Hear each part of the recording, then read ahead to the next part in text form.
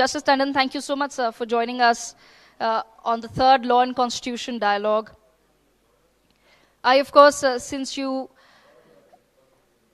belong to Uttarakhand, sir, I have to, of course, ask you about the Uniform Civil Code. Your thoughts, is India ready for a UCC?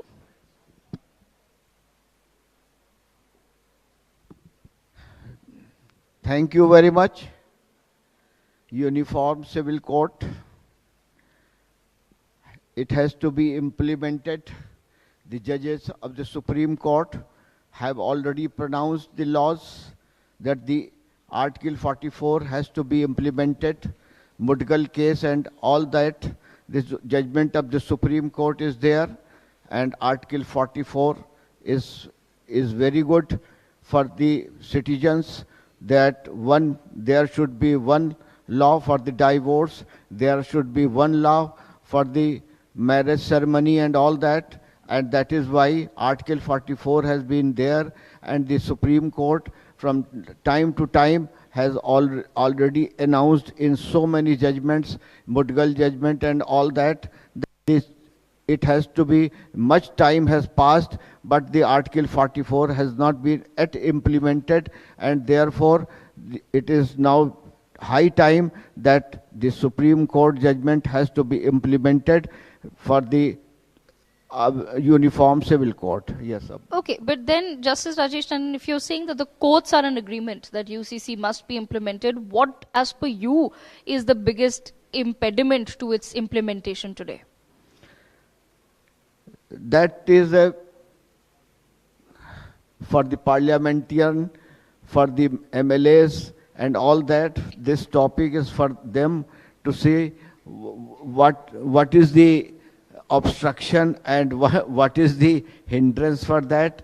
But our society consists of various castes, and various castes of persons are residing. I will not say they are obstructing, but it is the society. If something is not good for the society, or if the society wants something else, they will demonstrate that what should be the idea of Article 44 and what should be the other method. That is a question, a political question, and I say excuse to you, and I may not be able to answer that. All right, Justice Tandon, we'd also like to understand, when we talk about Uniform Civil Code, it's there are some sections of society which believe that it is anti-Muslim, or they start saying that this is against Muslims who are a minority in India. What is your thought on that? Why is it that some sections of society understand UCC? The same thing you are asking, and therefore come to the next point. That will be good. Okay. I'm unable to get some clear answers there, but I completely understand, because the Supreme Court has just yesterday asked all the judges to really refrain from social media and all of those things. So I completely understand, your hesitations there as well, sir.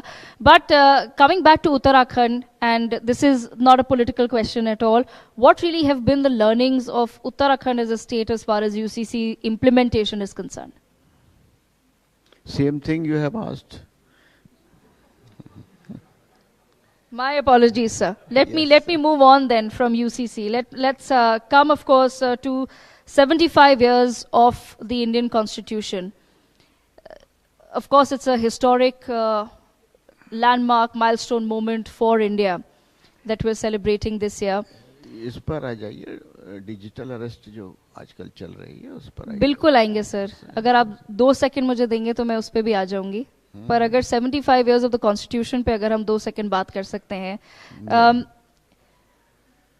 how, or rather what is your understanding of the Constitution of India, and do you feel that we have today allowed it to be a living document that it was envisioned to be? For Constitution of India, it is really a living document. If we come to the preamble of the Constitution, one thing has been, which is not being followed by our society, that is the preamble of the Constitution, relates to the dignity of a man, and that dignity has been followed under the Human Rights Act also, that is Section 2D of the Protection of Human Rights Act 1993. The dignity of everyone is common, and every citizen has dignity, and that has also been followed from Article 21 of the Constitution of India. That Article 21 says that the living patterns of the society should be supreme. Now, how it can be when we don't have the food, we don't have the shelter, we don't have the clothing? How can we improve our dignity? How a citizen can be supposed to live properly? In large numbers of flyovers, you see, just behind the flyovers, large numbers of citizens are sitting, and they don't have any house, nothing of the kind. They don't have any shelter home. Okay. How he can be happy? And therefore, Constitution of India provides, Article 21 of the Constitution of India, to live properly. Human rights, that is to live properly. Our Universal Declaration of Human Rights provides to live properly. These things are very important. Take the example of the Kapila Hingo Rani's case of 2003. Supreme Court has announced that the three things are very important for the society, that is food, shelter and clothing. How we are able to provide the food, shelter and our society, for the low cost people, and for the people who are just have no house and nothing to eat. And therefore, these things under the Constitution, dignity is paramount. Dignity Yes. of everybody is paramount, and that the Constitution of India protects our dignity, our life is getting, and everything that is nowadays in winter vacations. Now, the winters are there in Uttarakhand. When I was judge of the Human Rights Commission and Law Commission, and there was large number of applications are coming that we don't have any home, we don't have any shelter home, nothing of the kind, and the people are lying But like this. yes, Then Justice I was directing to the district magistrate to take care of these people who have no house at all. Justice Tandon, I'd also like to understand from you. Now, you're talking about a certain part, a very relevant and true part of India, right, where we continue to struggle to provide the basic needs to some people. But at the same time, the judiciary, which is supposed to be the segment of society, or rather the part of democracy that delivers justice, what is your take on the pendency of cases before our judges today? How do we deliver, or how do we focus on giving out those basic needs when people are struggling with a large number of cases before our justice system? Thank you very much. This question relates to the judiciary.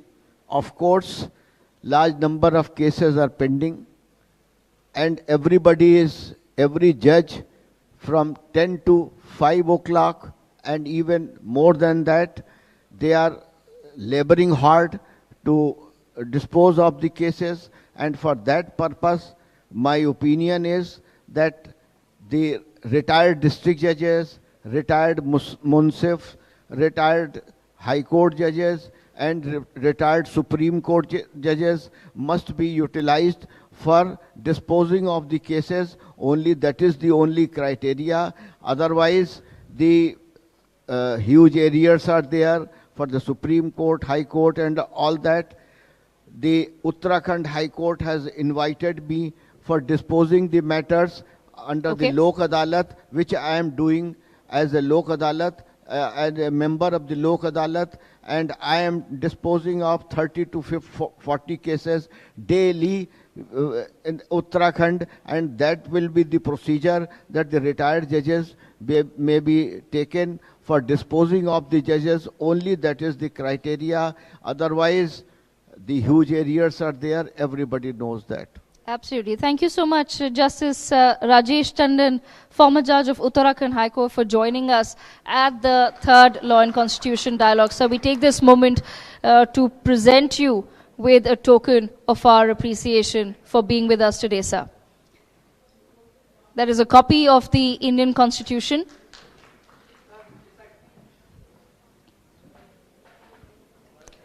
Can we please have a huge round of applause for Justice Tandon? And that, of course, is a photograph of the first Constituent Assembly meeting. A very, very special photograph as we mark 75 years of the Indian Constitution. Thank you so much, Justice Rajesh Tandon, for joining us at the third Law and Constitution Dialogue.